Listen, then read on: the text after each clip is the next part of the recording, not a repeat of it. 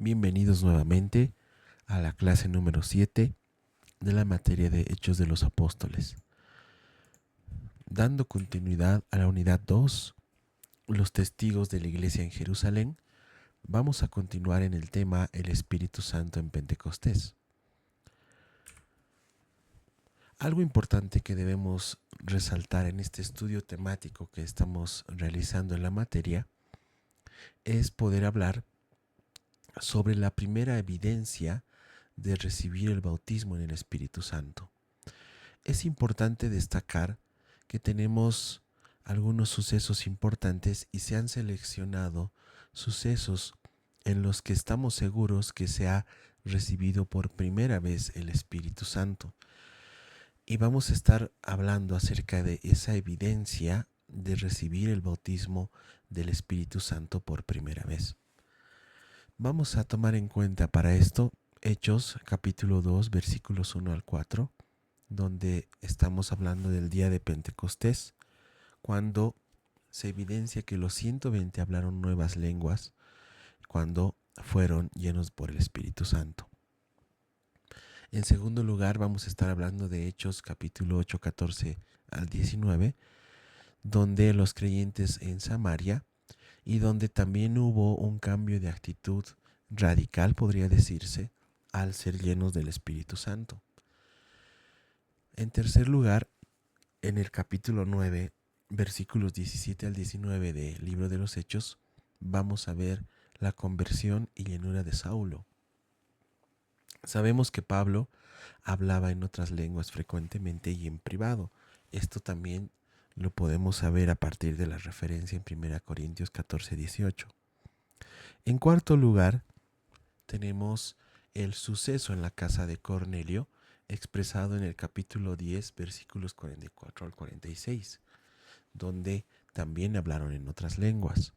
Y en quinto lugar, tenemos los creyentes en Éfeso, en el capítulo 19 de los Hechos, donde se hablaba en otras lenguas y se profetizaba.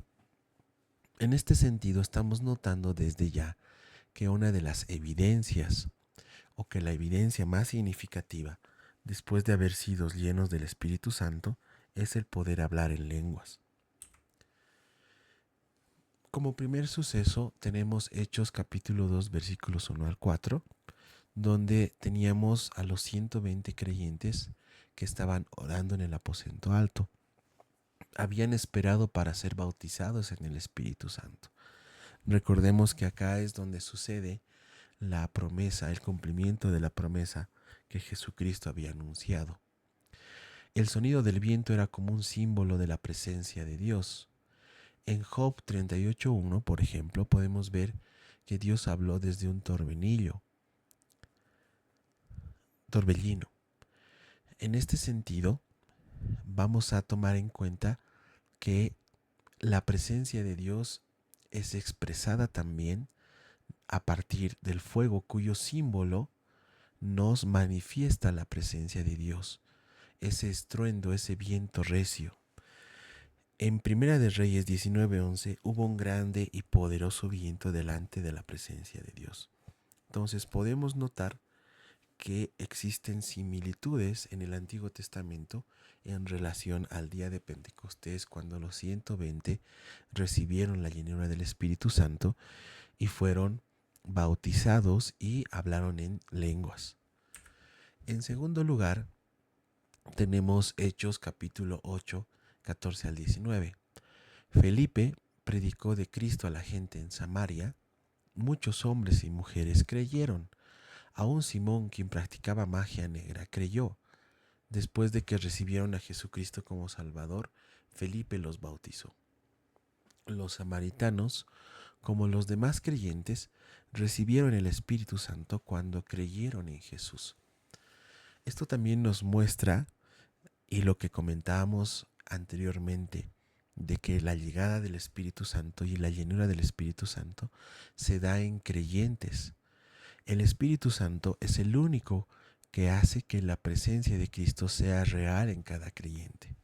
Es importante tomar en cuenta que la intención de Dios es poder tener una relación con el creyente, no simplemente una religión, o cambiar en la forma de comportamiento en algunas circunstancias. La intención principal es esa relación eh, total que Dios quiere tener con el creyente, y esto se da también a través del Espíritu Santo. Todo el que pertenece a Jesús tiene el Espíritu Santo. Romanos 8:9 nos da fe de aquello. Como tercer suceso tenemos Hechos capítulo 9 versículos 17 al 19. Dios mandó a Ananías, uno de sus discípulos, a ayudar a Saulo. Desde Hechos 9:17 vemos que el Señor Jesús envía a Ananías a Pablo por dos razones. Ananías oró porque Pablo recibiera de nuevo la vista y también para que fuera lleno con el Espíritu Santo. El hecho de que Ananías dijera hermano Saulo nos muestra que él sabía que éste había creído en el corazón. A partir de 1 Corintios 14:18 sabemos que Pablo hablaba en lenguas más de lo que otros lo hacían. Lo más lógico es creer que Pablo habló en lenguas cuando fue lleno por primera vez con el Espíritu Santo. Vamos a notar también de que si bien la palabra de Dios no nos dice explícitamente que Pablo habló en lenguas, es algo que tal vez el escritor supuso o pasó de largo, pero que se confirma más adelante por el ministerio de Pablo y por cómo él va evangelizando a partir de sus viajes y las evidencias que hay sobre la llenura del Espíritu Santo. En cuarto lugar tenemos esta lección que ocurre en la casa de Cornelio en Cesarea. Pedro nos dice que el Espíritu Santo vino sobre todos los que oían el mensaje. Esta es la forma como Lucas describe lo que sucedió a los creyentes en Samaria cuando Pedro y Juan fueron allá en Hechos 16. Pedro dio su versión más tarde en Jerusalén, donde enfatizó que estaba seguro de que los gentiles habían sido bautizados en el Espíritu Santo. Él supo que ellos habían recibido el mismo bautismo y el mismo don. Es importante destacar que en Hechos capítulo 11, 15, 16 se utiliza vino sobre ellos de la misma manera como había venido sobre los apóstoles. En este sentido, vemos también que Pedro está enfatizando la llenura del Espíritu Santo y el hablar en lenguas como primera evidencia de esta llenura. Es importante también destacar que esta llenura y el hablar en lenguas se dio tanto en judíos como en gentiles, algo que es significativamente resaltado por Pedro. Y en el quinto suceso vemos que aconteció en Éfeso cerca de 23 años después del Pentecostés. Los 12 hombres habían creído y Pablo los bautizó en agua.